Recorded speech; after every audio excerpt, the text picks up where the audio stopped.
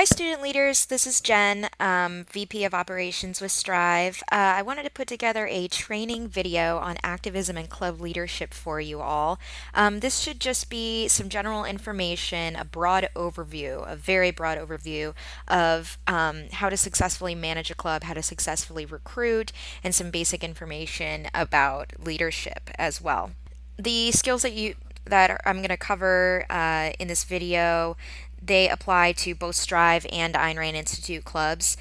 This video was adapted from a training that I gave at Ocon this past year in 2016, and so I hope it's useful to you guys. Okay, so the goal of this video is to introduce you to what it's like being a club leader, sort of the club leader experience. So we're going to cover what some of your responsibilities are going to look like, the kind of work that gets put in, and some of the best practices that are used to have a smooth semester. While you're watching this video, you should be thinking about whether these tasks are attractive to you, whether it seems like this is a good job for you. And finally, this PowerPoint should be helpful in kind of giving you advice on the next steps you can take to start a club or manage a club successfully in the upcoming semester. Okay, so motivations for starting a club. There are a lot of these. A lot of people have their own reasons for starting their club. Some people start clubs because they want to explore objectivism in depth. They want a group of people to read with and explore the ideas more and so that they can get a better understanding of the philosophy. Some people want leadership experience that's worth putting on a resume. So being a club leader involves, organizing campus-wide events, bringing a speaker to campus. There's a lot of delegation involved. It's really project management and running a team, keeping up team morale, building up leaders and that kind of thing. So it is an incredible leadership opportunity. And some people are interested or more drawn to that part of the club. Some people are just looking to build a community of intellectuals and value creators, people who are like-minded, like them, motivated individuals. I know we all experience on our campuses, probably a shortage of intellectually stimulating students compared to what we expected going into college. So that was one of my personal big motivations for starting a club is I wanted a group of people who are just awesome, just first-handed go-getters. Another reason people want to start Strive clubs are for personal and professional development. So, personal development really comes from learning about the philosophy in a way that is centric to students' lives. That's a main portion of Strive's mission is that we don't just explore objectivism, we explore objectivism in ways that are centric and relevant to students' lives. And so, you might learn lessons, you might learn about ideas that make your own value creation easier in your life, might make relationships easier for you to form, might make it easier for you to think through certain life decisions, and also professional development. And that just goes back into the event planning. You will be dealing with speakers, you will be dealing with Strive mentors. That's kind of our professional network. And Strive in general, we try to maintain a professional culture. We have fun, we have great personal relationships among each other, but we do value representing Strive well and seeming like serious value creators. And so it's also working with a national organization, working with a nonprofit. You kind of build these professional skills. But the most important part of all of this is that you should be thinking about why you want to start a Strive club. Your personal motivation in the club should be clear. You should ask yourself this question, write it down if you need to.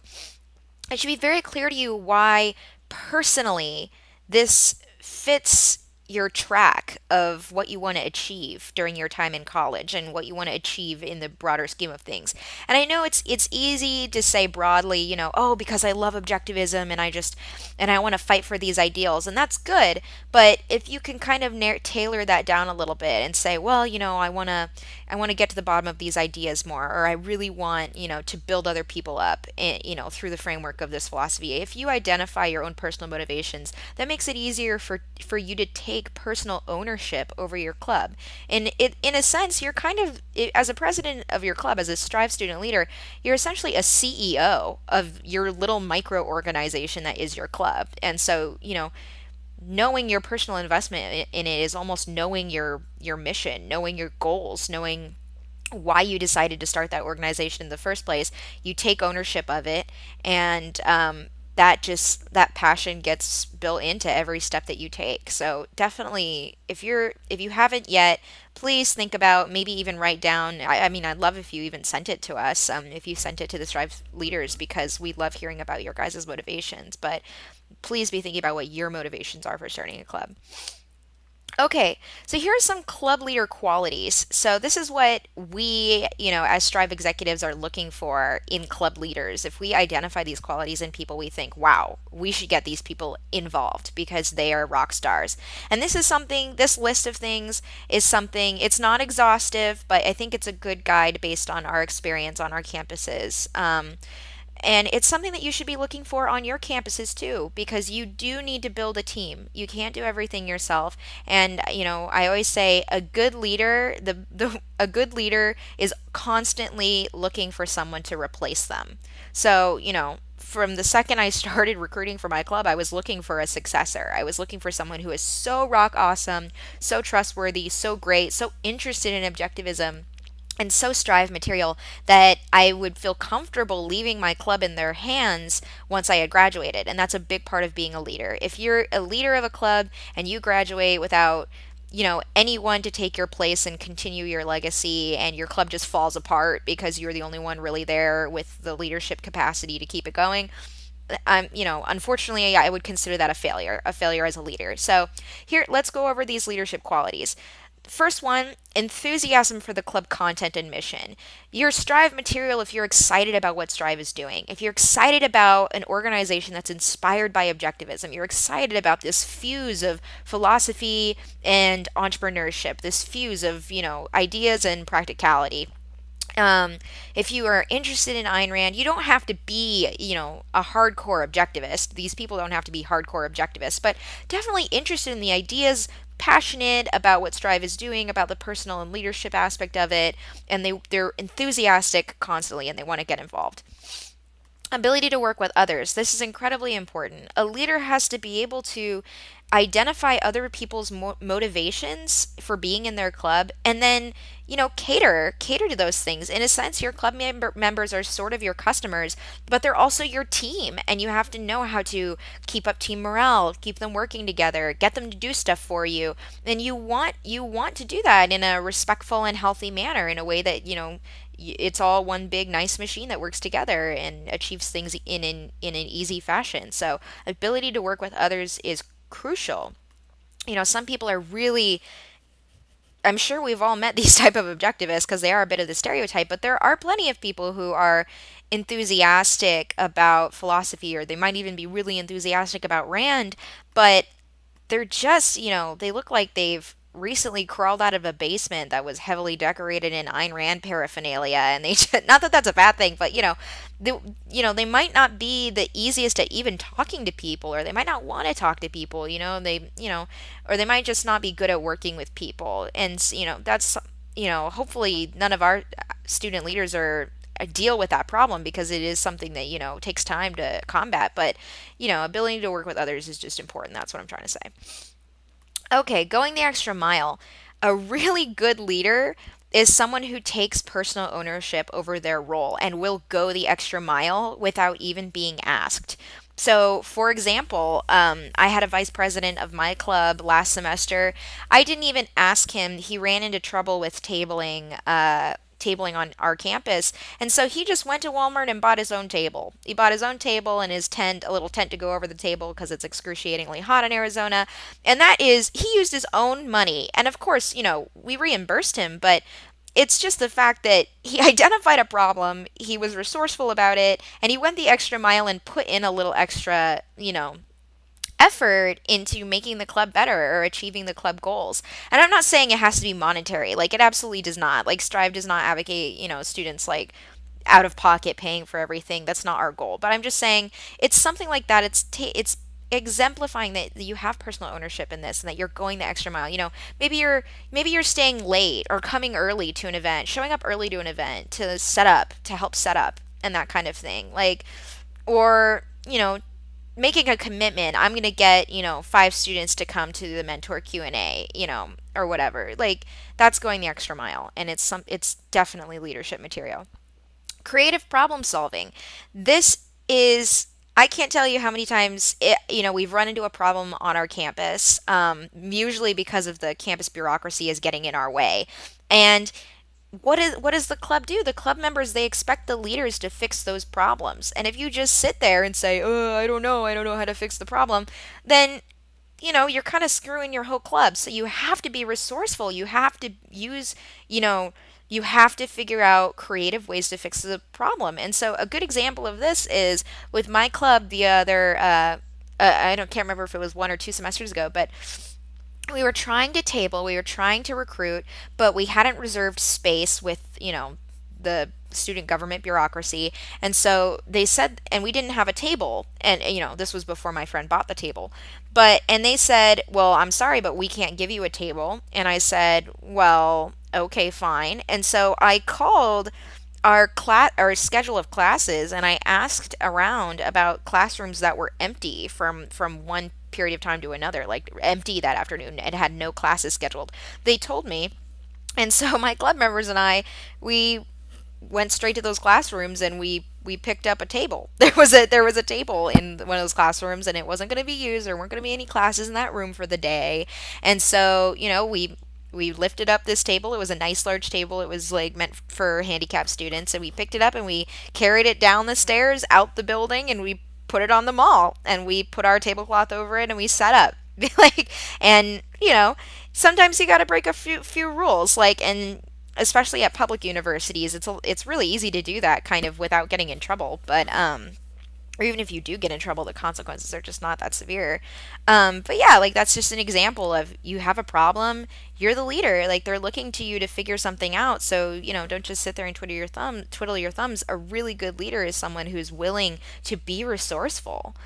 Commitment. This kind of just goes back into going the extra mile, but acknowledge the fact that being a club leader takes time, it takes energy, and it takes personal investment. I mean, I have to schedule time out of my week, aside from school and work, in order to get my Strive responsibilities done, and in order to, send out my club emails, send out invites to our weekly meetings, send out invites to our speaker events, our mentor Q&As, keep in touch with my leaders, keep in touch with my board of executives and make sure that everything is going to run smoothly in the next meeting. Make sure that everyone's taken care of. Make sure that everyone is having fun, that no one is having questions or no one's confused. And yeah, just it takes time. And so if it a commitment, like someone coming up and saying, yeah, like I'm willing to put a semester or a year into this, that is so valuable.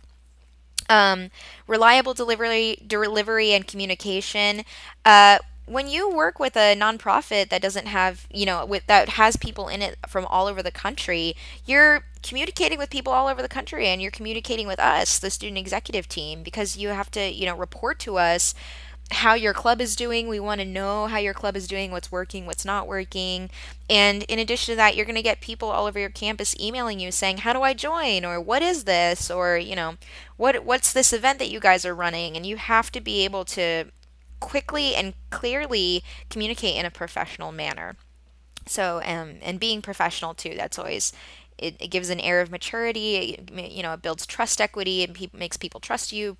Yeah, and it makes us, confident appointing you guys as student leaders. So, all right, let's move on to how to start a club. So, I would say that these are the three main steps, but there's no real, tried and true formula. Some people start clubs in different ways. Some people like to build up a core group first and then start running events. Some people just on their own, they'll run a single event and then recruit from the attendees of that event. Like, if that works for you, that's awesome. So this is just a guideline. But I would say that the first step is to start looking for like-minded people. Look for people, use your personal networks, ask around, ask your friends, ask other clubs that exist on campus. If there's a philosophy club, or if there's some students in a class that you have who their comments or your relationship with them implies that they might be interested in this, just look for like-minded people anywhere you can. Because you are going to need help. You probably can start a club on your own, but why would you want to? Like, you want a team of people. It just makes it more fun. You're building up other people. It's just really, and it's easier too to start a club if the more people you have. So look for like minded people. The second thing is, once you have, a group of like-minded people, or, if you haven't yet, you haven't yet found like-minded people and you're on your own, start recruiting early and often, recruit formally. And we're going to talk about that later in this PowerPoint, some good recruiting methods. But you want to recruit early and often to build a core group, okay? Recruit early, because once people start getting into their routine of classes, the routine of work, college students, they're already out there looking for opportunities. And as soon as they commit to certain opportunities for a semester, then they're not always, they kind of lose the interest in adding on to their commitments. So you want to be a of interest to them early on. You want to be picked as something that they're going to commit to for their semester, because as the semester progresses, it just gets harder and harder to recruit people. So recruit, please, please, please recruit early in the semester, every semester, and often. So, you know, I even though it gets harder to recruit people, my club, we table all throughout the semester. We table the heaviest and the most often towards the beginning of the semester, but whenever we have like campus events, or we want to tell people about our conferences, we'll go out there with a table and we'll talk to people and we'll meet people, and it's just so important. I really believe in this kind of traditional method of recruiting people. I really, because it's always worked for us. I know it's difficult and it's a hard skill to learn, but it does pay off, and especially when you're first starting off, you're on your own. You want to table and recruit early in order to build up your core group of people who are going to help you for the rest of the semester. And once you have that core group, you start making semester goals and plans to achieve them. So a really good way to do that is having a club calendar. And I can send this to you guys. We have templates of really good club calendars, good examples of it looks like a typical calendar. It has Sunday through Saturday mapped out per month, and it has all the proper dates. And you decide what day your weekly meeting is going to be on, and let's say it's Wednesday, and you fill out all the Wednesdays. You say 6 o'clock weekly meeting, and then you decide on this day we're going to have a speaker event. Let's plan for that. On this day we're going to do a workshop. Let's focus on that, and you write it all out. And that way, it just takes a few hours. You write it all out, your entire semester plan, and from then on, you can just follow it. And, if it's well done, or you can change it, but you still have a basis to go off of. And then, get together with your whole club and start making plans on how to achieve them. So if you're planning a speaker event or something, have a meeting where you all instead of discussing something, you all get together and you organize this meeting. You assign tasks, you delegate tasks, and then even like put people in teams and assign a team leader and say, you guys are in charge of the flyers, or you guys are in charge of getting an article in our campus newspaper about this event, or you guys are in charge of finding the room. You guys are in charge of recruiting. You guys are in charge of, talking to other campus clubs and, getting them interested in attending this event. Make plans together with your group, because that's where the teamwork and the fun comes in. And finally, this is if you look at the little infinity step there, I call it infinity because it's not necessary to register your club to have a good club, but you should do it as soon as you can. You should do it, you can do it before step one, before step two, before step three, in between them. You could do it, after, but, whenever you do it can vary, which is why I made it a little infinity there, because it's always kind of in the background. It's always a task that you should always have in the back of your mind and be planning to do, whether you're whether you're at step 1, step 2, or step 3. But it's and it's not totally necessary. Like you can get away having, a committed group of people without being an officially recognized club, but please, please, please, you should register your club because you get such good perks from it. Like I don't you get so much better resources. You'll get funding quite often from your student governments. They might fund you traveling to conferences and stuff. That my school funds up to 5 club members, and they're full airfare costs if we ever want to travel to any conference that's relevant to our club mission. And and sometimes they'll fund speaker events. They'll help you out with that.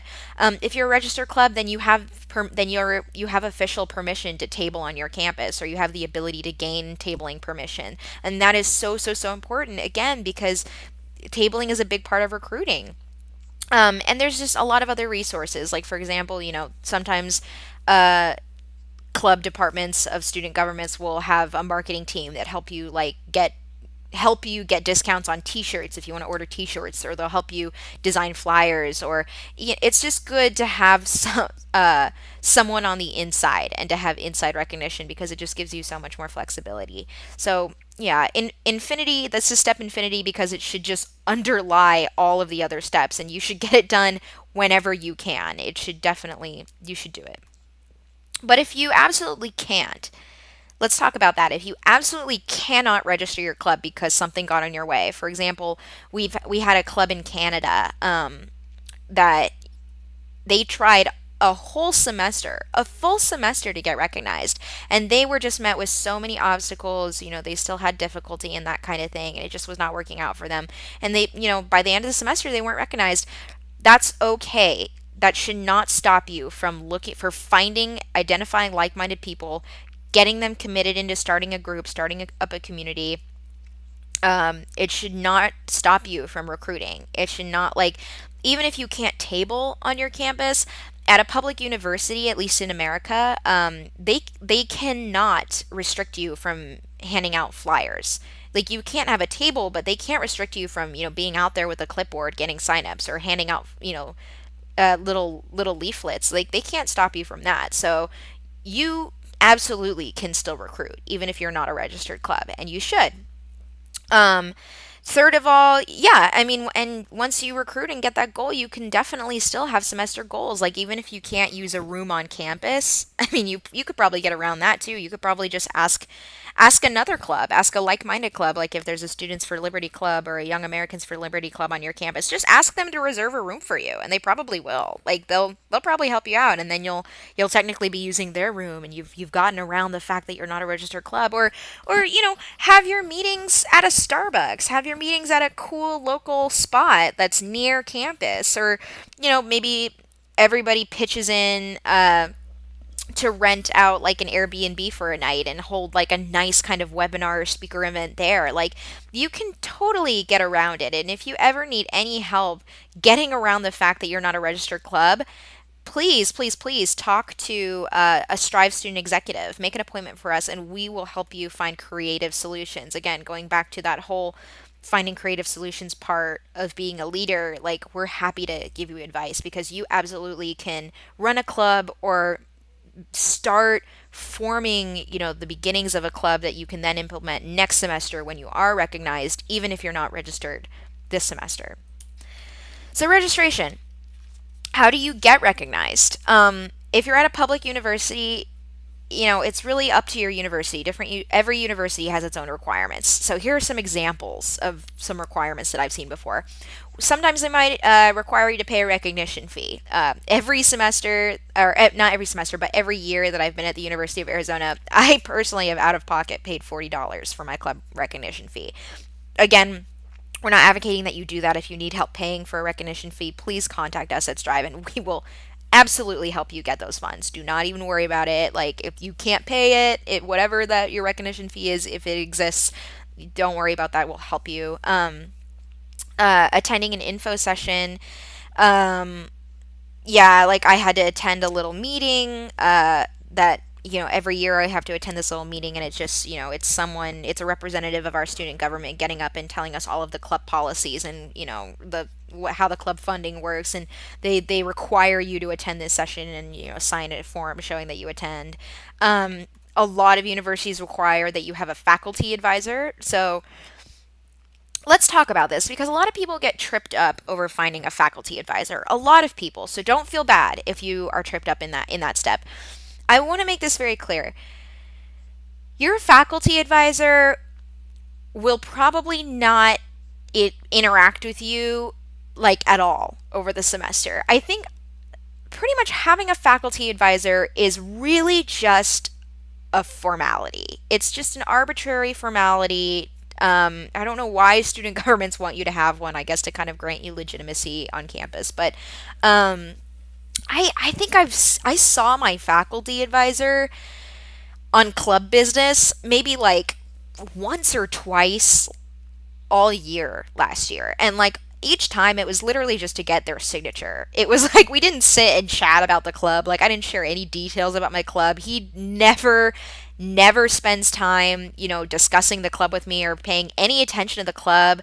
That's just not his involvement. His involvement is signing a paper in like 3 seconds every now and then that I bring it to him. So, being a faculty advisor, it's not a very involved job. So, don't worry about finding somebody who, you can trust to be, a good, intellectual ally. They do not have to be objectivists, they do not have to be liberty minded.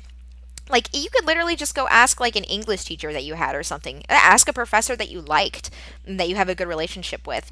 Just say, tell them up front like this is you can be as involved as you'd like. Generally, we're not it's not going to require very much of you, maybe a signature, twice a semester or so.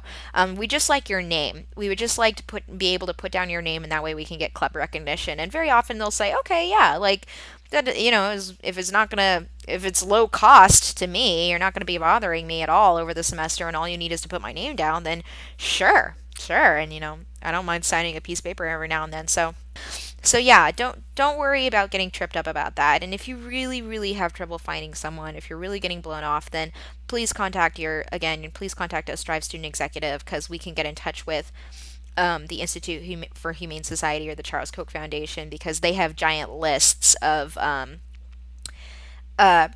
professors that are liberty minded at universities across the country, and we can always ask about your college and see, say, hey, is there anyone in your database from this college who is liberty minded and might be a faculty advisor for this club? And they will very quickly send it on to us because they're always willing to help out clubs like that. So get in contact with us, but also don't worry about it. Don't stress over finding a faculty advisor because really anyone will do. A warm body will do. Okay.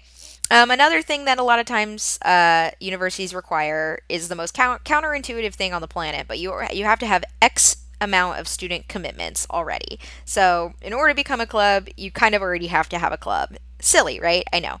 But yeah, I mean, again, even if you're on your own, just ask like X number of your friends. Like, I had like 3 friends of mine who were not interested in the club at all. I told them straight up, I said, hey, look, will you just sign this piece of paper? Can I put your name and email down?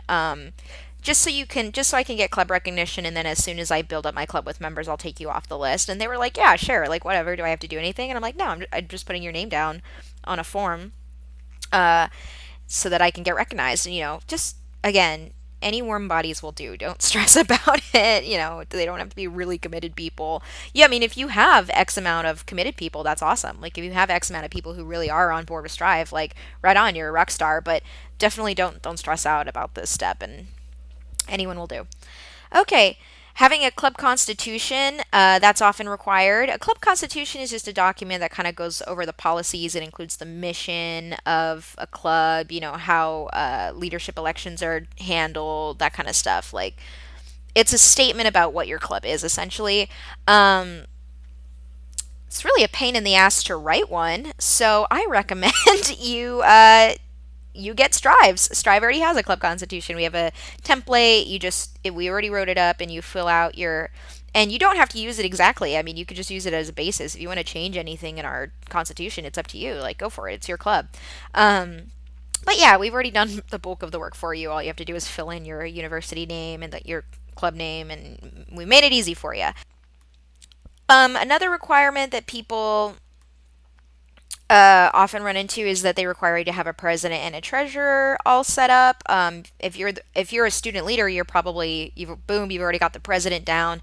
As for treasurer, again, it can be temporary. You can just give someone the title temporarily just to get recognized. You can, ask your roommate or ask your buddy, hey, do you mind if I put you down as treasurer of my club just so I can get recognized, and then I'll take you off later. I'll replace you later. They oftentimes say sure. Just find anybody. Don't stress about it. But again, if you already have a treasurer, you legit found your treasurer or whatever officer you need to get recognized, then good for you. You're golden. Um, and as usual, if you have any questions or you need help or you need finding a solution, you run into a roadblock, you don't know how to go over it during your registration process, get in contact with a Strive executive. Let us know because we live to help you. So now let's talk about finding like-minded people. They do not have to be objectivists. Keep in mind, Strive's values are students for reason, individualism, value pursuit, and enterprise. If you find, people who are go-getters, self-motivated people, maybe it's a really like kick-ass engineer student um, who, seems to really be interested in like value creating on campus. They're really interested in just like like helping organize events and stuff, or somebody who's interested in liberty but not Ayn Rand. That's okay. If they're interested in politics, they're interested in philosophy. They're really interested in philosophy and how your club is going to go about it, but maybe not specifically Ayn Rand. That's okay. Find someone that you want to work with. That's essentially what matters. Use your personal network. Ask your friends. Ask people in your classes that you know. Ask maybe if you have a political network of friends. I do, just because of my time as an activist. Ask them if they know anybody who would be interested in helping you start a club. People in your classes. Go on social media. Try that out. And if there are similar clubs on your campus, like kind of center right clubs, maybe some conservative clubs, like you might have a Young Americans for Liberty club on your campus. You might have a Students for Liberty club on your campus. You might have a College Republicans club on your campus. Email their president. Find their president's email on your student government's website. They normally have all of the club contacts on their site. Email, their club president and ask them, hey, can I come in and, give a quick little speech during your meeting, on Thursday or whatever about Strive and what I'm trying to do, and maybe, have a social with your club members and see if anyone's interested in helping me start this club. They normally say yeah, because they often want, they want partners, they want club coalitions, they want like-minded clubs on campus so that they can uh, build their presence on campus, so they can build the community of people who are like-minded. So definitely ask them. I mean, and use their networks. They usually have large student email lists. They usually have people who they know are, if you ask a college Republicans club, hey, do you know anybody who's like kind of libertarian and looking to start a club like that? They often say, yeah, Joe Blow is interested in libertarianism. I mean, he's in college Republicans right now, but he's been talking about, wanting to do more work with liberty on campus. You say, awesome, put me in contact with him. So use their networks to your advantage. Social media, again, find clubs on social media. I don't know about you, but my campus, there is a University of Arizona kind of giant Facebook group, and I post in there sometimes. Use that to your advantage. Um, you can always ask Strive or ARI for contacts too. We kind of have little networks of students that we know about who have maybe entered our contests or come to our conferences in the past, and we've required them to list their school, and so we might have someone listed at your school who is like-minded. So ask us too. Um, Finally, keep in mind it's okay if you can't find anybody. Like I said, there are some people who are so, they're so awesome that they can run an event on their own and then recruit from there. And, if you can't find anybody, don't let that get in your way of getting recognized, going on and tabling, um, doing something Strive related, like writing an article for your newspaper about Strive, about what you're trying to do, and if you don't know how you can get something done on your own, in a way that builds up momentum and builds up a core group for yourself, let us know. We'll help you out. We are your club consultants. Okay, let's talk about recruiting now. This is so essential. This is, probably my favorite part of training students, just because it's so, so important. Recruit early and often. I cannot tell you how important club fair days are. Um, Almost every single semester, within the first 1 or 2 weeks, maybe 1 to 3 weeks, your campus will have a club fair day during which recognized clubs can set up a table. They set up in some area, and it's a campus wide event where students come and they kind of shop. They shop for clubs to join. This is the best day ever for clubs, because this is the only day where students actually want to hear what your club is. They actually want to get information, where every other day throughout the semester you are fishing for students. You're fishing for their attention. You're trying to catch them. You're trying to attract them. They might be, briskly walking to class and they don't have time to talk to you, and you're bothering them, and you have to overcome that, and you have to figure out a way to, get them to talk to you. But this is the one special heavenly day of the year, or I guess it happens twice a year, you know, day of the semester where they're there for you. They're coming to you. And so please take advantage of your club fair. You have to have a presence there. Be aware every semester, in the fall and in the spring. Be aware of when your club fair day happens, and then register for it. You have to register for your club fair. It's so important. You will get the most signups at your club fair. You will get the most members from your club fair tabling. So cannot stress that enough. Okay, so let's talk about tabling. Find out your campus rules surrounding them, and then take those rules lightly. You've already heard me tell a few stories about how, we didn't register for a table, and so, my school wouldn't give me a table, so we went and found our own damn table, or, and then my friend Jackson bought our own table, and now we never register for tabling. We go out there and set up, and nobody ever monitors us, and so, we never really sign up for tabling, and who cares? We're never busted for it, so big deal. Follow the rules if you can, but if the rules are getting in your way, you're probably not going to get monitored. It's not normally, if somebody sees, first of all, nobody is normally looking out for this. There's no guy who really takes his club monitoring duties really seriously, and so he's out there making sure that all the clubs are registered. Normally that isn't the case. And then even if they are, and they see your table, they normally just assume, they're not going to go up to the office and check the list of people who are registered that day. That's way too much work. They normally just assume that you're registered. And then even if they are insane and they do go up and check the list and they're like, "Hey, are you registered?" And you're not, the worst that they could do is ask you to leave. And if you just videotape that, you can pitch that, with certain organizations, you could get on the news and be like, "Look what they did to this conservative club. They kicked them off the campus because of their ideas." It could be good for you. It could be a good thing to happen to you if you get it on tape. So don't worry about the club rules. I get it. If you're a rule follower, that's awesome. Good for you for being lawful. But if you're at a public university, you can really get flexible, and you should, because you're going to run into obstacles, and if you follow the rules all the time, then you're not going to get anything done. So just don't be afraid to break the rules. If you can, get your own table and get your own tent. Just like I said, it just makes it so much easier. I never, ever, ever have to deal with my campus bureaucracy because I have my own damn table and I have my own damn tent, and so I never register. I just set up. Nobody says anything. Some materials you want, you got to have a good sign-up sheet. Here's what I want you to collect at least. And this is my favorite, the favorite columns to have on my sign-up sheet. Got to get their name. You have to get their phone number. You've got to. And here's why. We use MailChimp at my club, and MailChimp tracks the opening rate for how many people open up my emails. It's like 40% of people open up my emails. So, how many people respond to my phone text messages? Way more.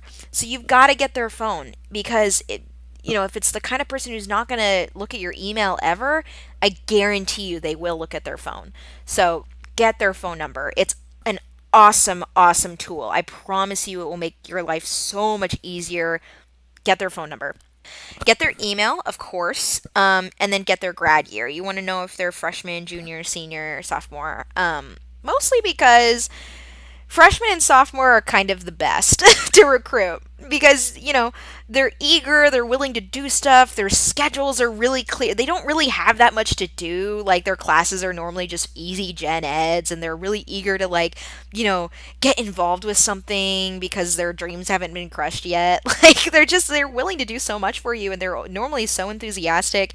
And if you get them early on and you give them a good experience, they'll be in it for the long run. They'll be like a 3 or 4 year member. So, freshmen are awesome.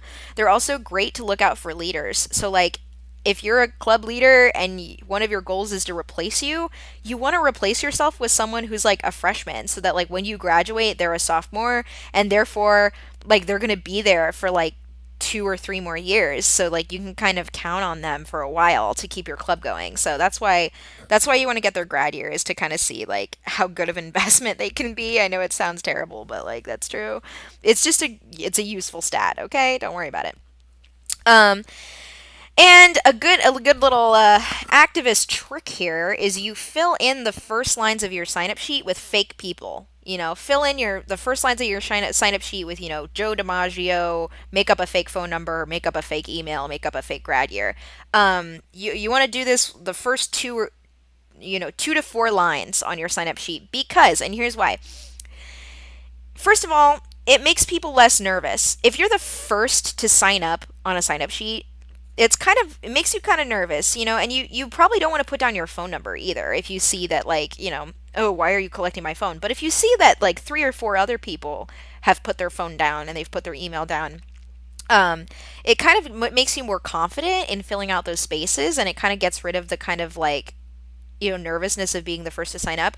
And also, it looks like you are signing up for a popular club. It looks like other people have interest in this club, that there is going to be a community for you to interact with, that there is going to be a family for you to join, kind of, if you think that there's more people signing up. So it's kind of tricky, but so worth it. It's a little activist trick. Works every time. Please do it. Cannot tell you how valuable it is. And even if, and put a little dot in the corner of the boxes that you fill out that are fake, and that way you know that it's a fake person and you don't try to, like, don't try to contact them. So put a little mark down somewhere or write it down somewhere just so you know, like, these people are fake. And then if anybody ever skips a field, they skip the phone number field or they skip the email field and they don't write anything in, make it up, write it in, because like I said, people are as soon as one person skips the phone column, the next like 6 or 7 people will skip the phone column because they think, oh, I don't have to put my phone. So fill it in. Get rid of that illusion. It works every time. And again, just put a little dot in the corner so you know that it's a fake phone number. But trust me, the effects that it has on the psychology of the subsequent people signing up is golden. Okay, another thing that's good to have is an attractive sign. Your sign needs to be readable. Don't fill it up with too many colors. Don't fill it up with too much design. Keep it simple. Black and white can be good. Write largely and clearly. And use your sign as a filter. Make sure that your sign is acting as an effective filter for you. And what I mean by that is somebody should look at your sign, and their reaction to your sign should tell you whether or not they're good, they're good member material or not. So, like, a good sign would be something like, it should have written on it #capitalist and proud or something. And if somebody sees that sign and they're attracted to it and they walk over to your table and they say, hey, nice sign, or something like that, it's already a successful filtering mechanism to you, because it tells you that this person is attracted to capitalism or the principles of capitalism or something like that. Or maybe you could write on your sign, like, Ayn Rand Club or something. And, if somebody sees your sign from afar and then they gravitate towards you, you know, and then they say something nice, then you know that you filtered out someone good, someone who might be interested in joining your club. Now, if somebody is attracted to your sign and they approach your table because of your sign and they're belligerent, your sign still worked as a good filter. You've filtered this person out as not somebody who is good club material. So, um, you know, you will run into people who are total jerks to you. You will. It just happens. Ayn Rand is a very controversial character on campuses. Capitalism is a controversial idea. So if somebody ever comes up to your table and they're just being rude or they're just being horrible or they do say something awful to you, the best way that you can meet that is being super cordial, super professional, and kind of making them seem like the asshole, kind of being like, "Hey, it sounds like you don't really like these ideas. We're interested in these books. We're interested in discussing these ideas. That's all we do. It just doesn't seem like this is the right club for you. I'm not interested in arguing with you, sir. You're entitled to your opinions. You're entitled to your ideas. We're just interested in exploring these particular ideas. So, if you're not going to be respectful about that, then I'm going to have to ask you to leave. It just looks like it's not the club for you, okay? It just, I'm sure there's a communist table. I'm sure there's a communist club, 5 paces that way. Just please leave our vicinity. Like, just be the nicest person you can. Be cordial, be professional, kill them with kindness, shock them with how cool-headed and professional you are, and it'll really make them reflect and be like, wow, I really came at them hot and fast, and they dealt with me like an adult. I guess if anything, they'll be like, oh, I didn't represent my ideas well, I guess, as well as they did, even though they're wrong. So definitely diffuse situations in a cool and calm manner. And if you ever need help with that, if you have somebody who's coming to your meetings or who's coming up to your table and they or who consistently bothering you and you don't really know how to handle the situation, talk to a Strive executive, because we have handled those situations and we have some really good advice for you. Okay, recruiting continued. I'm going to tell you right now, don't even bother buying chairs. This is the biggest mistake. The biggest mistake that anyone tabling can ever make is sitting behind their table, because that is not being an active recruiter, that is being a passive recruiter. If you're sitting behind your table, it's because you're waiting for people to come to you, and that is not good activism, okay? Unless you're crippled, and if you are, please sit down. But unless you're crippled, get up and stand in front of your table. Do not even buy chairs, okay? They're not worth it. And they're not going to help you. They're only going to be against you. You're not being an active activist if you're sitting behind your table. You need to be out in front of your table with a clipboard in your hand, catching students, being at the front and, yelling out in the crowd, making eye contact with people, asking them questions, meeting them, actively fishing, not sitting down waiting for the fish to come to you. No, you got to be out there baiting. And, trust me, I've seen this mistake so many times. Every fall club fair that I go to, every club fair that I go to, my club is probably one of the only clubs out there who is not just sitting down behind our table. And we end up with, 60, 70 signups because of it. Please, this is so important to stand in front of your table. Um, a good way to engage students. Okay, this is the fishing. Let's talk about the fishing now. Here's how you fish for students. You have to engage them with friendly yes or no questions. Be friendly, be pumped, be enthusiastic. And if you have stage fright, that's okay. Tabling can get embarrassing sometimes, but I promise you, you get used to it. And you're gonna get rejected every now and then. You're gonna reach out to a student, you're gonna ask them a question, you're gonna say something to them, and they're just gonna totally blow you off. They might not say something rude, they might just totally ignore you, and that's okay. You know, Students can be apathetic sometimes. More often than Strive clubs are not fighting opposition on their campuses often. They're not normally fighting opposing ideas. They're normally just fighting sheer apathy. It's getting students to be interested and involved that is the problem, because they're often so shut off and so apathetic. And I know that's sad, but not everybody is like us Strive student leaders. We're kind of above the curve in terms of engagement, in terms of activism, in terms of value creation. So You do have to fish for students, unfortunately. So a good way to do that is making eye, stand in front of your table, look out into the crowd of students passing by, make eye contact with one of them, or point or gesture towards one of them. Maybe don't point, but like gesture with your hand in their general vicinity so that they know that you're talking to them, and shout out, not in a scary fashion, but shout out to them a question, a friendly yes or no question. It has to be a yes or no question, and here's why. Just like your sign is a filter for the type of people that you're fishing for, your friendly yes or no question is also a filter. So here's some examples of some good yes or no questions.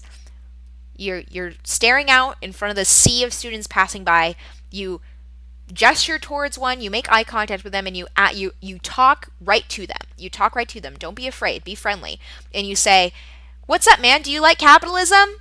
Or, "Hey, do you like freedom? Do you like liberty? Come check out our table if you like liberty." Like that kind of stuff. Say, "Have you read Ayn Rand before? Do you like capitalism? Do you like free books? Do you like free conferences?" That kind of stuff.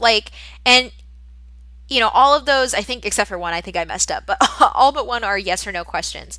And the thing is, their reaction, their yes or no, is going to tell you if they're good material for you. If your question is, "What's up, man? Do you like capitalism?" And they say, "Yeah," then boom, you just filtered out somebody who might be a great pick for your club. And shout out these questions. Shout out. Don't be quiet.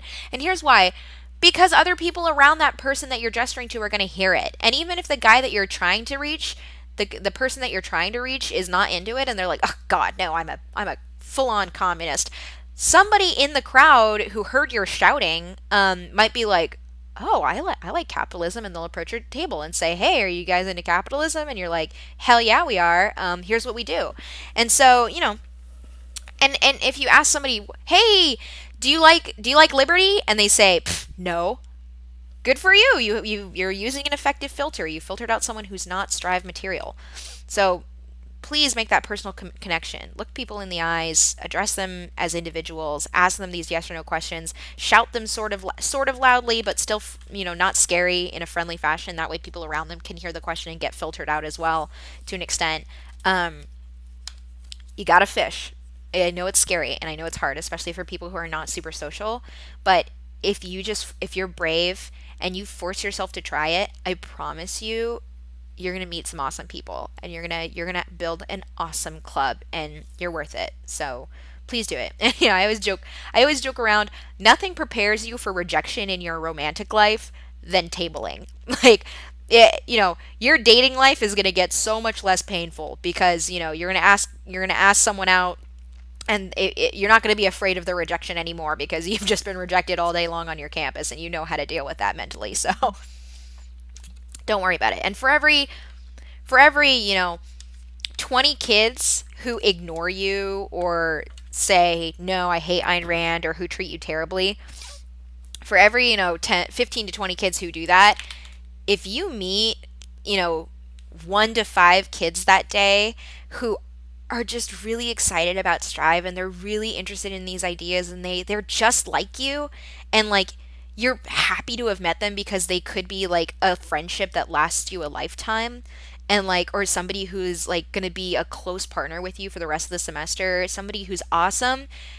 It's so worth it, guys. It's so worth it. I've had days where all day long I was just met with rejection, but I met one kid who I believed in and who was really enthusiastic about Strive, and that it's so worth it. It is so worth it. So do not be frightened of the weirdness that is tabling.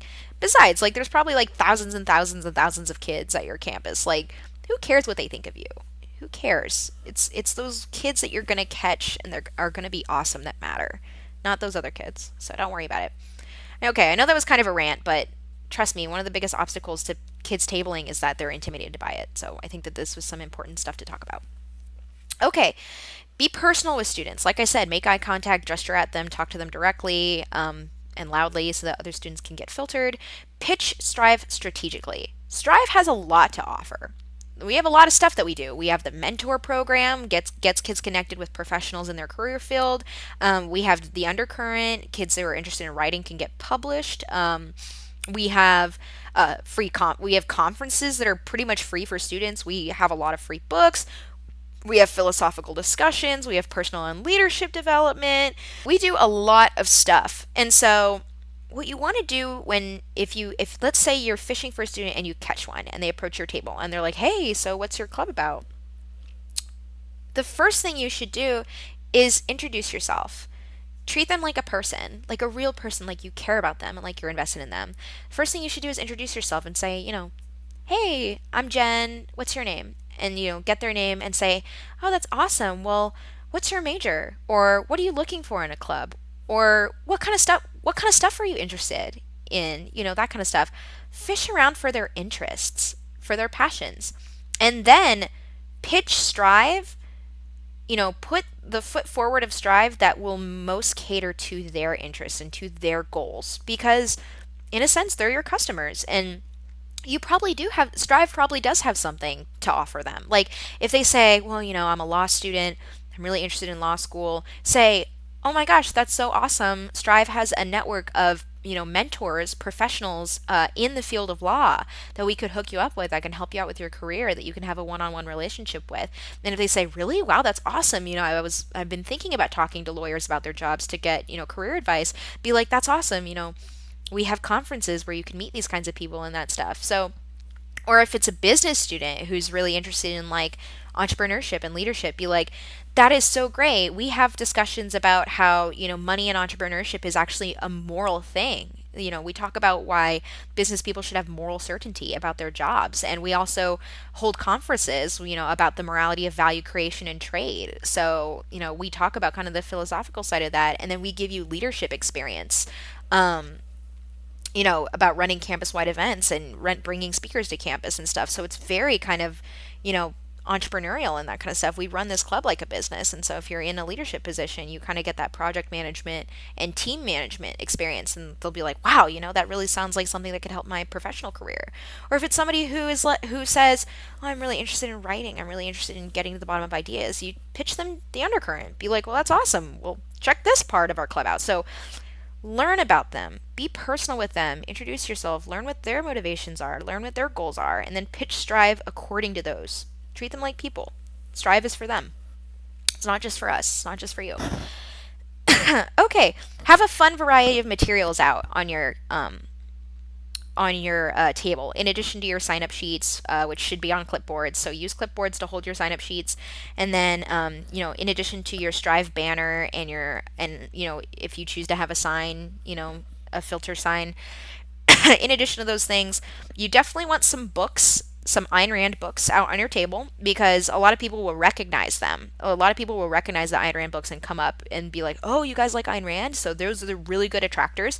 If you need Ayn Rand books, tell us. Please tell us, because we will get you oodles and oodles of free ones. Please, the Ayn Rand Institute donates free books to every Strive Club. Don't worry, we'll get you boxes of them if you need them. Or if you run out, tell us. Like, we want you to have them. Okay, copies of The Undercurrent should be out on your table, because they're easy for students to pick up and read. It gives students a good idea of kind of the ideas of Strive. But also, The Undercurrent, it's written from the objectivist perspective, but it's written by students for students. So it really encapsulates, it's a really good symbol of, how we use objectivism to discuss current events and, to relate to students' lives. So give students copies of The Undercurrent, and you say, "Hey, if you're interested in learning more about like our ideas and stuff and what we kind of stand for, check out these articles." And they normally will, because they're often articles about like really current events like free speech or white privilege and that kind of stuff.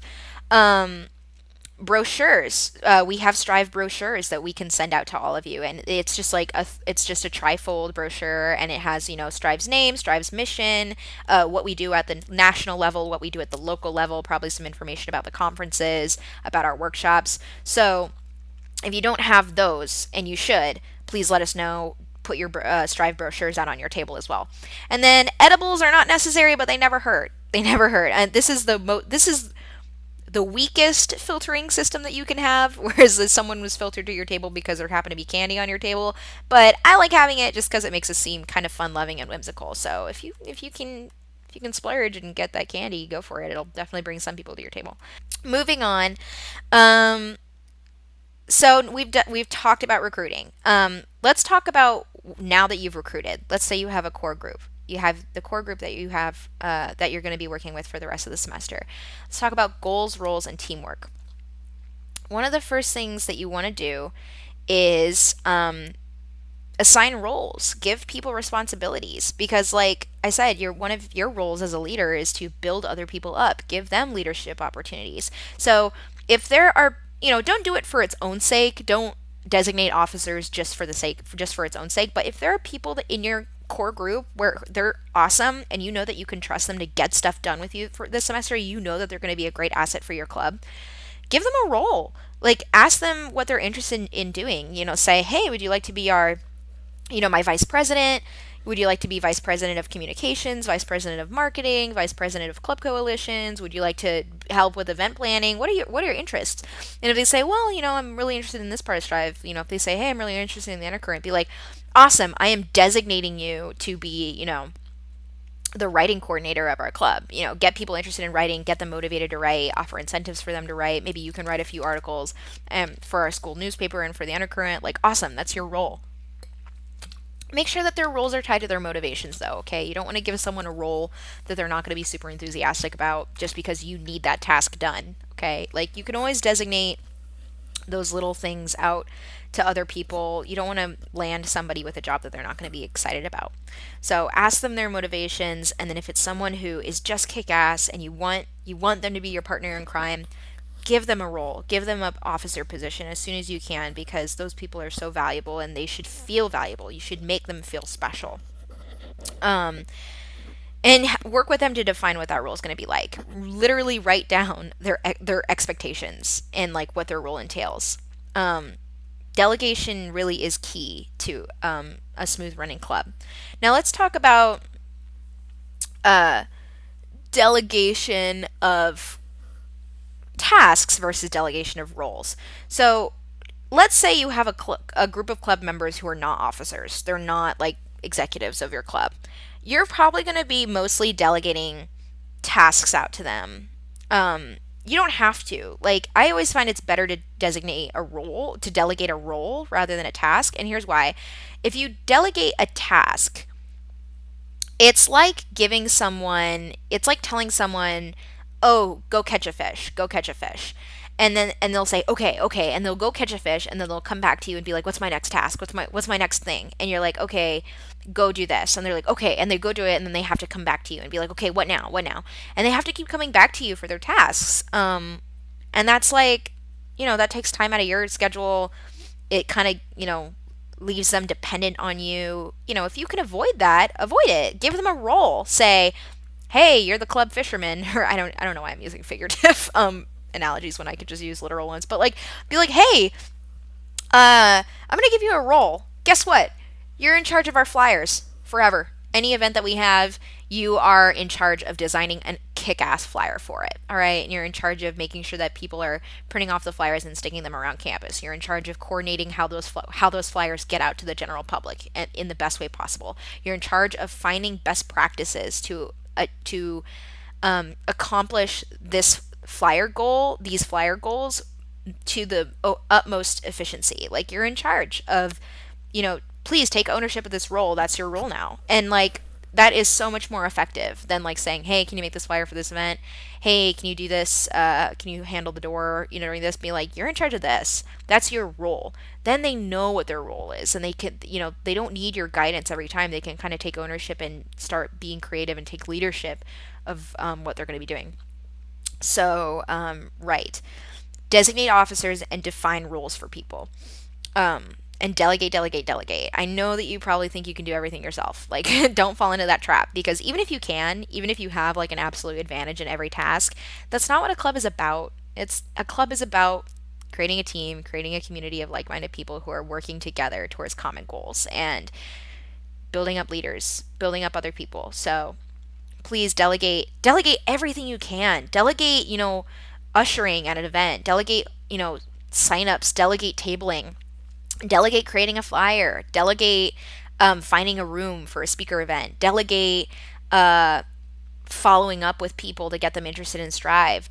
Delegate, delegate, delegate everything, because no matter what your larger goal is for your semester, you can always break that down into like tiny little pieces of things that need to be done in order to achieve that goal effectively, and you can give those pieces out to people and share the love. Share the roles and responsibilities. Okay, decide your club goals for the semester with your team. You know, if you're just starting off and they don't really know what they want to do, it's okay to kind of decide them on your own. But if you can, discuss them with your team. Say, what are you guys interested in accomplishing this semester? What topics are you guys interested in? Are you interested in environmentalism? Are you interested in free speech? Are you interested in, having a discussion about the morality of capitalism? Like, what interests you guys? Because again, in a sense, your members are your customer base. So find out what their demand is and work together to fulfill it, to create a club calendar, to create a full semester plan. And then make a budget. Make a budget that corresponds to your club calendar. So like let's say on your club calendar you want to run a large speaker event. That's awesome, but you have to make and you want to run a large speaker event and then have like a weekly meeting every Wednesday. Great. Make a club budget where you budget for, providing pizza at every single club meeting, and then like, tally that up, and then also provide the budget that's required for your speaker event that you're planning. So like the airfare of the speaker, the hotel cost of the speaker, if they have a speaker fee, include that. Maybe you want to take everyone out to dinner with the speaker and you have to include that in your budget. And then add it all up, with everything else in your semester plan, all the other expenses that you want to correspond to your semester plan, and create a budget. It's so important. And like, we don't expect you to like raise all of those funds by yourself, but there are organizations that will give you grant money. They'll give you money to buy pizza for your club meetings. They'll give you money to, fly a speaker out. They'll give you, and we can help you get in contact with an organization that does that. And like, if you have a budget to present to them along with your club calendar, that is going to make it so much easier for you to get the funds that you need to do some really awesome stuff on your campus. So this is key.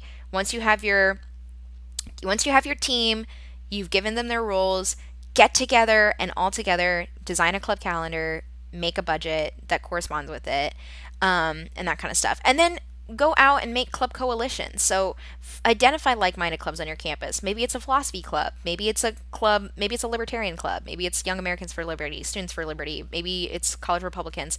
And, go have a meeting with their president, and go have a meeting with their club members and say, hey, we're Strive. We just want to introduce ourselves. We're on campus. We wanted to get in contact because we're like-minded and we really want to work with you this semester. We really want to have an awesome partnership on campus. We don't just want to promote our club, but we want to build a presence on campus that is pro-capitalist, pro these ideas, and we want you to be a part of that community. We want you to be a part of that presence, and we want to work together to do some really great stuff.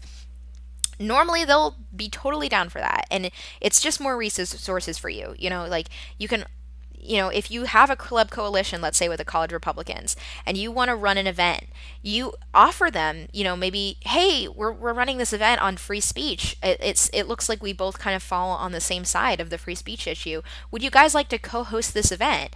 And if they say, yeah, sure, we'll co-host, say, great, here are the expectations of co-hosting. We're going to give you a table at our event. So good for you. You can recruit students at our event. Um, we'll have uh, we'll have you come up at the beginning of the event and introduce the speaker so that you guys are represented or something like that, and we'll do it together. And that way, people hear about your club. It's a good marketing strategy for you. It's a good marketing opportunity for you guys. But also, you guys have to recruit for this event. Use your networks, because they probably will have a larger network than you. Use your networks to recruit for this event and get people through the door. Bolster our numbers through your networks, and post on your social media page about our event, promote our event, or if you can, help out with funding the event. Like, if you guys probably have different funding resources than us, so help us fund the event and we'll give you a co-host position. Like, just stuff like that. Make partnerships on campus. Make friends, because they're awesome resources for you. And again, it's all part of you know building building a community and a presence on campus, not just a Strive one, but a community, a larger community.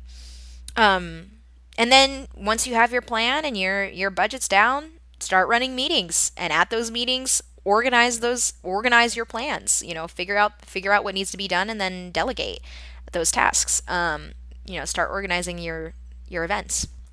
Um, okay, this is really important. I do want to talk about sort of this metric of a successful club. It's really important that you're creating a club that you love. It's important that um, your club is for you. And whatever it looks like should fit in with your original motivations that we talked about. Remember at the beginning of this PowerPoint, I talked about thinking about your motivations for starting a club. Your club should fit in with that. It should make you happy. So, first of all, you have flexibility in the format of your club. So, like, based on what you like, don't be afraid to experiment and build your club more around that. So, like, you don't have to do like everything that all the other Strive clubs are doing. So, like, for example, my club and the people in my club and myself, we really like running events. We really like running speaker events. And so that's kind of what we spend a lot of our time doing at our meetings is organizing our speaker events and making them a reality. On the flip side, Grant over in Illinois, he has a Strive Club too. He really likes philosophical discussion. He really likes getting to the bottom of Ayn Rand's ideas and spending time on that, and so do his members. And so he puts more effort and more time into philosophical discussions and the O fundamentals discussions. There's nothing wrong with that. It's that's all that flexibility and the fact that you like when we say it's your club, we mean it's your club as long as you're abiding by the pillars of Strive and that kind of thing. Which it's not hard to meet those requirements, the Strive requirements, but after you do, it's really in your hands how you want to structure your club and what you want to spend your time doing, and it's up to you and your club. So please acknowledge that flexibility and take leadership and ownership of what your club's going to look like. Um, Organize the meetings according to what you like. Like I said, ask your club members what they like and cater to their needs, and what you like as well. Please consider as well what you like because your club should make you happy. Make friends with your members. I cannot tell you, I did not have any friends in college until I started my Strive Club. I know that sounds kind of sad, but I just spent way too much time studying and, being a good student, and it was just too difficult for me to meet people, or even if I did meet people, they weren't very like-minded, or, they just didn't inspire me. They weren't my heroes and that kind of stuff until I started my Strive Club. And these are people they are like-minded, or even if they're not like-minded, they're just kick-ass people. They're super first-handed people who are respectful and interested in exploring new ideas. And so that is an incredible opportunity of relationships. Like, be personal with them. Don't just build up a club, build a community of tight-knit members and socialize outside of the club. Like my club, we had a social like pretty much every other week. And by social, I mean like parties. Like, for example, we had a cigar and whiskey party at someone's house, and it was a Strive social. And, keeping it cool like that is just adds that personal touch again. And, like, we all kind of, smoked cigars, got drunk, and sang karaoke together. It was beautiful, beautiful time. And, these people are my friends. They're not just my club members. And because of that, that makes them better club members. It makes it easier for us to work with each other. It makes them more likely to say yes when I ask them to do something, is because, we have that personal connection. We are friends. And so it's just great. And it makes them feel like happy that they joined Strive Club because they didn't just sign up for a club, they signed up for like a lifelong relationships with people who are just awesome. So please foster those relationships and be personal with them and make sure everyone's tight knit and facilitate that kind of socialization outside of the club. Give them a space to be with each other and learn to love each other. And finally, be comfortable. Be yourself. Your club should make you happy. And never, when I am up talking to my club and running our meetings, never am I trying to be someone else. I give them my regular humor, which is not always appropriate, but people recognize that I'm being myself. People recognize that I'm being my happy, friendly, self, and they really are attracted to that. They really like that. And you don't have to be, don't get nervous. You don't have to be some like perfect public speaker who's up there, representing Ayn Rand or Strive like to the ultimate. Just get up there and say, how's everyone doing? What's up? You guys have a great week? Awesome. We're going to talk about money today. Let's check this out. Like, blah, blah, blah. Maybe crack jokes, have icebreakers, talk to them. Like, be yourself and be comfortable because your club, it should make you happy. It should be your comfort zone. It should be your happy place. Um, okay, now let's talk about finally battling attrition. This is going to be one of the biggest challenges to you as a club leader. You are going to be constantly battling attrition. For those of you who don't know what attrition means, it is the process of a gradual reduction in strength or numbers. So what I mean by that is attrition is the constant process of people losing interest or people dropping out or people moving on from your club to go pursue other opportunities. You're dealing with college students. They have 4 years as college students to take in and take advantage of as many opportunities that are available to them. There's a lot of really exciting stuff going on for them. There's internships, there's jobs, there's um, a ton of other clubs. There's a ton of other stuff that you're competing with. You're competing for their commitment time with all of these other awesome opportunities. And there's nothing wrong with them wanting to get a variety, and there's nothing wrong with that. But it's true that once winter break hits and once summer break hits, the people who are going to come back, there's going to be less of them. And that's okay if you know how to battle attrition. You have to have a constant churning of recruitment and a constant effort to maintain and increase your numbers as a club. Otherwise, attrition will overwhelm you. So, clubs have really high turnover rates. How you combat that is always, always, always be recruiting. Not, and by recruiting, I don't just mean tabling. Like, that's obviously really important, which is why I have table written down there. But that's not the only way to recruit. Recruiting for a student leader is a constant state of being. It's a constant state of mind and existence. And I know that seems really like weird, but it means that you're constantly on the lookout for Strive material. Every new person that you meet, every person that you talk to or work with, every coworker that you have, every person in class that you talk to, everybody in all your student groups, all of your friends that you're making, every new face, every new person that you get introduced to, every new person that you meet whenever you're meeting with other like-minded clubs. Whenever you're having conversations with people, whenever you're meeting with them, you should be having in the back of your mind, would this be a good person for Strive? Is this person Strive material? And if they are, do not worry about setting up a meeting with them. Like, try to get them over to our side. Try to bring them over to the dark side. It'll be awesome. Like, it's a constant state of existence of always tapping into your personal networks, always tapping in to your professional networks, always tapping in to every network you can, and always being on the lookout and always for new people and trying to get them involved. So that's something that you can do kind of outside of tabling. Just talking to people and meeting people and going to networking events on your campus. Like, go identify them, or host socials, host events, and then at those socials and at those events that you're running for your club, make an effort to go meet people and talk to them and get to know them, be personal with them, and always be recruiting. And then in addition to that, do some formal recruiting like tabling and clipboarding and that kind of stuff. Clipboarding is just tabling. It's just you're out there with a clipboard instead of a giant table. It's harder to regulate you that way, so that's useful.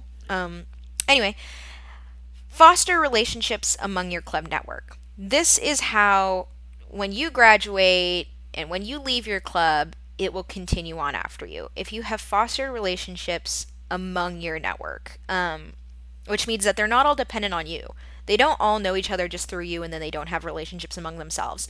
You want to connect your connections because that will lead to a stable community. Like, I have club members who sometimes hang out without me, and I totally encourage that because it means that they found friendships through the club that they're personally invested in, and now they have a connection to each other that I know will live on once I graduate.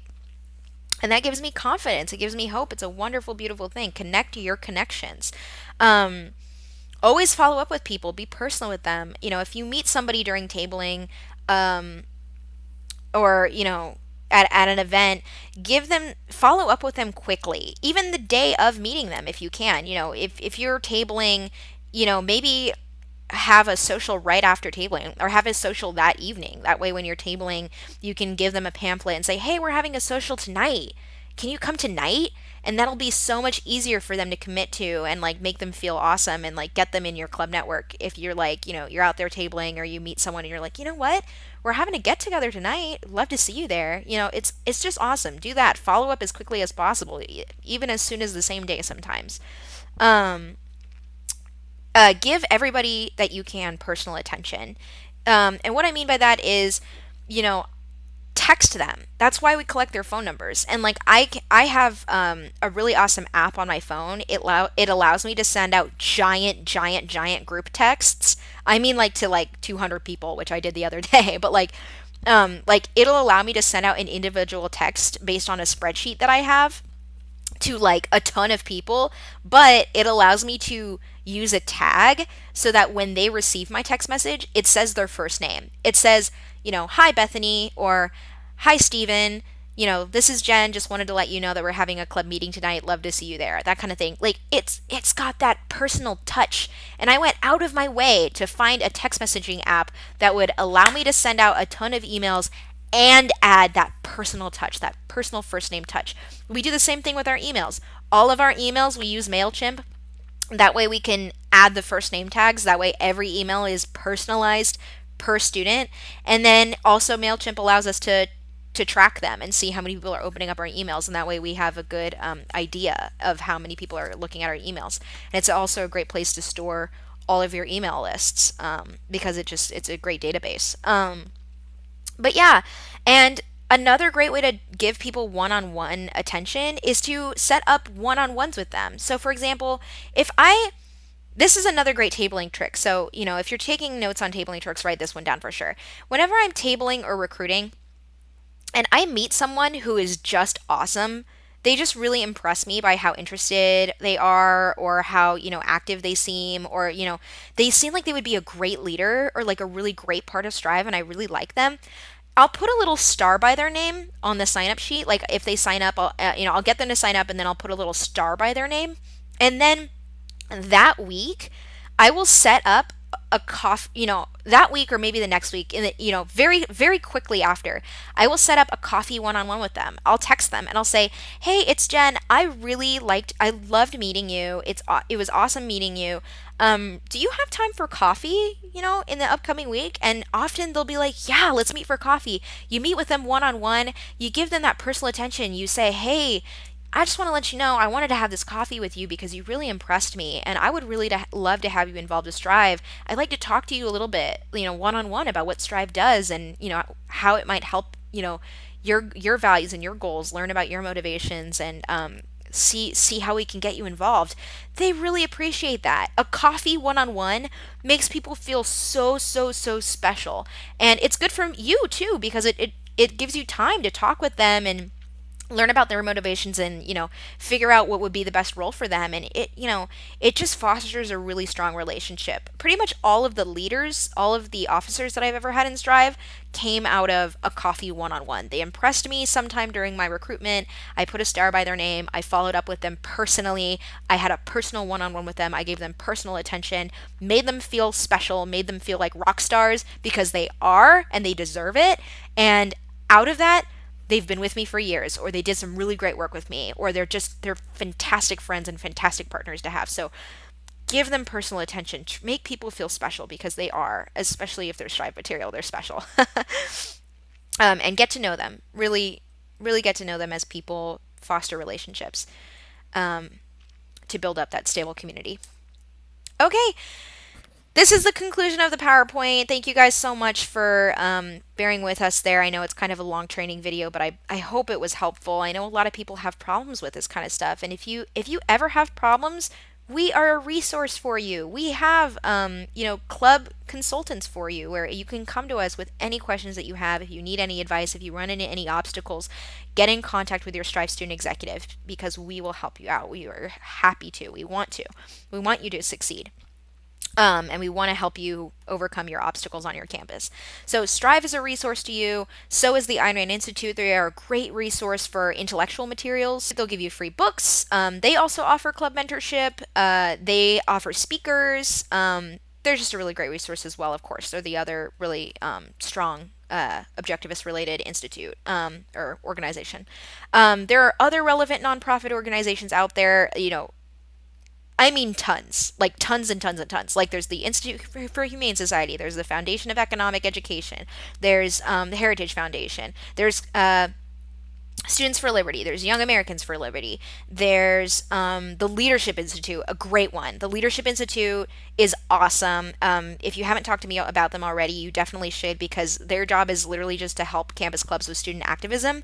So they're a really great resource for you, because if you have no one to table with, they will literally send a person, like a professional tabler who tables every day with clubs, to come and table with you and help you get signups and help you build up a core group, like for free. Like seriously, they just want to help you, and it's amazing. And they'll give you free books too, and they'll also give you grant money for events. Like the Leadership Institute is a great resource, and they have like literal field coordinators that are in charge of your region. They're in charge of like helping you build up your club. So like if you need someone to table with, if you need someone to help you out with tabling, or someone to help you build up a core group, or to get contacts with, the Leadership Institute is great for that. There's just a ton of great organizations like the ones that I've just listed, who they'll give you money, they'll give you books, they'll help you with events, they'll hook you up with speakers.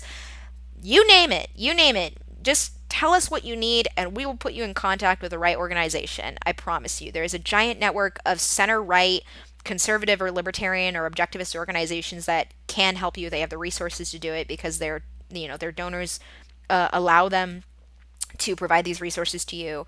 And so take advantage of them. They want to help you for free, okay? And they also offer lots of cool conferences and stuff like that, great networking opportunities. So definitely, if you want help getting advice on how to utilize those resources, talk to us. We will put you in the right direction. And then use other clubs on campus, like I said, like-minded clubs with maybe more resources, bigger networks, and that kind of stuff. Use them as resources on your campus and build those partnerships, build those coalitions. Okay, well, I talked at you for an hour and 30 minutes about, so thank you so much for bearing with me. I hope that this training video was helpful. If you have any questions, any concerns, or you need any more advice, or, you want help based on something, you want help with anything related to your club, please get in contact with us. That's our job. We cannot wait to talk to you, and we hope that you have a great and successful semester.